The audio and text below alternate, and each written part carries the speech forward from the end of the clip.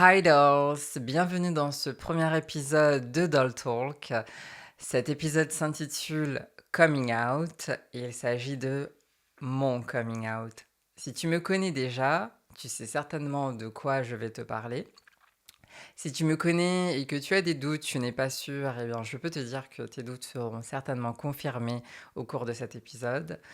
Si tu me connais pas, eh bien, bienvenue à toi et je te laisse découvrir au cours de cet épisode de quoi il s'agit. J'ai mis longtemps à me décider pour savoir si j'allais en parler publiquement, en ligne, si j'allais m'afficher sur les réseaux, parce que, faut se l'avouer, il y a beaucoup de risques à s'afficher sur les réseaux. Et on peut le voir qu'il y a le cyberharcèlement, qu'il y a plein de rageux. Donc, je suis en train de prendre un très gros risque, mais je pense aussi que euh, ça peut faire avancer les choses. Et la raison aussi pour laquelle je souhaite en parler ouvertement en ligne, c'est parce que j'en peux plus. Je ne veux plus me cacher. Et c'est pas que je me cachais, c'est que je ne pense pas que. Enfin, je ne suis pas le genre de personne qui va tout de suite parler de tout, en tout cas raconter toute ma vie en détail à chaque personne que je vais rencontrer. Et pendant longtemps, ça a été un problème pour moi de savoir à quel moment je fais mon coming out en fait. Euh, Même dans ma relation amoureuse actuelle, ça m'a beaucoup stressé, mais dès le départ, j'ai prévenu mon partenaire, voilà, je suis comme ça, faut que tu le saches. Mais après ça, voilà, j'ai rencontré d'autres personnes, des collègues, et je n'étais pas sûre, est-ce que je dois en parler ou pas? Et pendant longtemps, la décision que j'avais prise, c'était non, Olivia, tu n'as pas besoin d'en parler. Voilà, tu es comme tu es. Et tu n'as pas besoin de faire un coming out auprès de chaque personne que tu rencontres. Mais aujourd'hui, pourquoi j'en parle? C'est parce que ça m'attriste de voir sur les réseaux autant de haine envers ma communauté. Ça m'attriste de voir que nos droits, mes droits, ben, on est en train de les perdre. Nous sommes en pleine régression des droits LGBT. Et je pense qu'il est important pour moi de prendre la parole pour sensibiliser, oui, mais également pour raconter mon parcours. Parce que je pense que ça peut être très intéressant pour vous de découvrir étape par étape de quoi il s'agit parce que ce n'est pas facile. C'est très facile pour les personnes de juger en ligne, mais beaucoup d'entre vous ne savent pas exactement à quel point ça peut être difficile. Et je vais vous le dire. Et la vérité, c'est que je suis une femme transgenre. Qu'est-ce que ça veut dire? C'est-à-dire que j'ai... C'est difficile pour moi de parler de tout ça et de le dire, mais et voilà, j'ai pris la décision de le dire, donc je vais le dire. Je suis née garçon et aujourd'hui je m'identifie en tant que femme. Et pour ce faire, je suis passée par plusieurs étapes. J'ai commencé un traitement hormonal il y a plusieurs années, il y a environ 10 ans de cela. Et depuis, j'ai subi plusieurs opérations chirurgicales pour en arriver où j'en suis actuellement. Et aujourd'hui, vous avez devant vous Olivia, la femme que je suis aujourd'hui. Et pendant ce podcast, je vais vous parler de toutes ces étapes, de mes opérations, de mon parcours. Et je pense que c'est la bonne chose à faire pour moi. Au moins à travers ce podcast, je n'ai pas besoin de faire plusieurs coming out auprès de chaque personne que je vais rencontrer au cours de ma vie. Vous allez juste le découvrir dans ce podcast. Et si tu m'écoutes en ce moment et que tu connaissais déjà la vérité à mon sujet, eh bien, je peux te dire que il y a des détails que tu ne connais certainement pas, ou il y a des choses que tu ne savais pas, il y a des choses dont tu voulais plus d'informations, tu avais peur de me demander, de m'en parler parce que c'était trop intime. Eh ben, t'inquiète pas, je vais te dévoiler même mon intimité pendant ce podcast.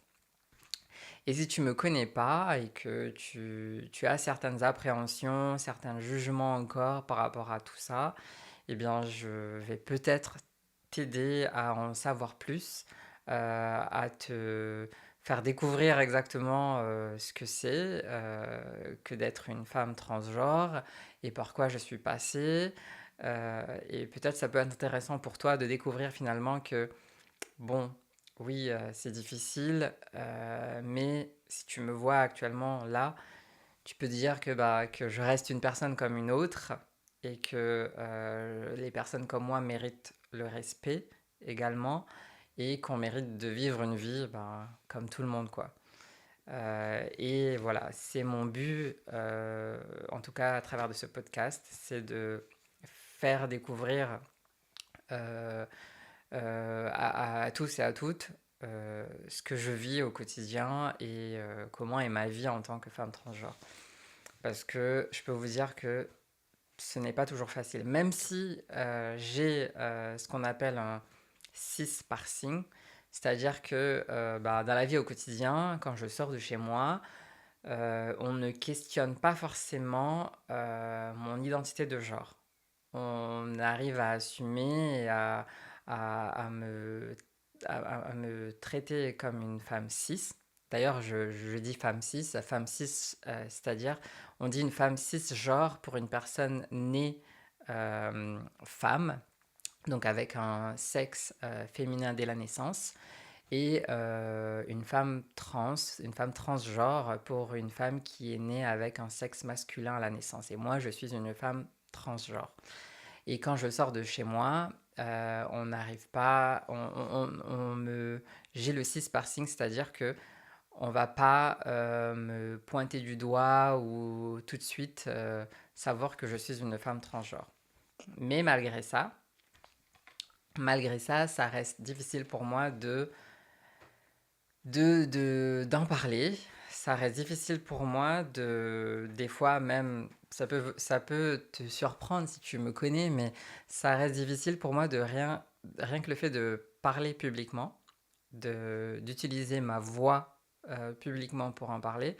C'est difficile pour moi parce que j'ai tellement peur que dès que je vais ouvrir ma bouche et parler dans un lieu public, ah ben tiens, on va le découvrir, elle, c'est une femme transgenre.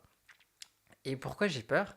Bah, j'ai peur parce que je ne sais pas quelles seront les réactions autour de moi. Est-ce que les personnes seront violentes? Est-ce que les personnes vont me juger intérieurement et ne voudront pas me traiter comme une personne comme les autres? J'ai peur de me faire agresser, j'ai peur de me faire discriminer, car c'est aussi possible, voilà, enfin, c'est le cas, les personnes comme moi, les personnes transgenres, les personnes de la communauté LGBT se font toujours discriminer actuellement. Donc j'ai peur de tout ça. Et c'est pour ça que ça reste difficile pour moi, même si j'ai le cis-parsing. Et je peux vous dire que euh, je n'ai pas toujours eu le cisparsing. C'est quelque chose qui est venu après, au cours de ma transition. Donc, peut-être que toi qui me connais, tu me connais déjà en tant que tel, ou alors tu me découvres en tant que tel, mais je peux te dire que ça n'a pas toujours été je n'ai pas toujours été comme ça, je n'ai pas toujours eu le cisparsing et ma vie n'a pas toujours été si rose. Il y a eu des hauts et des bas. J'ai passé des moments pendant mon enfance où j'ai été harcelée.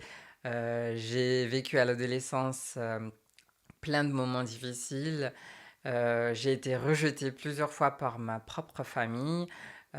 J'ai eu mon cœur a été brisé plusieurs fois par pas mal de personnes au cours de plusieurs relations dans le passé. C'était difficile pour moi de faire des rencontres amoureuses. C'était même difficile pour moi d'avoir un job, d'avoir un stage. Euh, donc ça n'a pas toujours été facile pour moi. Et aujourd'hui, je suis toujours en train de me battre parce que même si j'ai avancé dans ma transition, même si j'ai pu faire les opérations que je voulais, aujourd'hui, ben, j'ai encore des changements à faire dans ma vie, en tout cas des changements administratifs. Et, euh, ça reste un combat, c'est pas facile. Et ça, voilà, je tenais à le souligner. Et donc, pendant ce podcast, dans Doll Talk, je vais parler de toutes ces étapes, de l'enfance à l'adolescence, à l'âge adulte. Je parlerai de mes opérations, je vous parlerai de mes relations dans le passé et j'espère que vous allez apprécier euh, ce podcast parce que ça me tient à cœur de vous partager ça. Et je voulais finir en disant à l'enfant que j'étais, en tout cas, que je suis fière de nous, je suis fière de la femme que je suis devenue, parce que ça n'a pas toujours été facile. Et certainement, l'enfant que j'étais ne savait pas que c'était possible de devenir une femme, de passer par des opérations pour devenir qui je suis aujourd'hui. Mais je sais que cet enfant en rêvait, et cet enfant priait chaque jour pour que ça arrive. Et je peux lui dire à cet enfant que on l'a fait et que euh, je suis une femme aujourd'hui. Voilà. Donc je vous laisse en tout cas sur ces derniers mots et je vous dis Happy Pride et on se retrouve au prochain épisode. Bye dolls!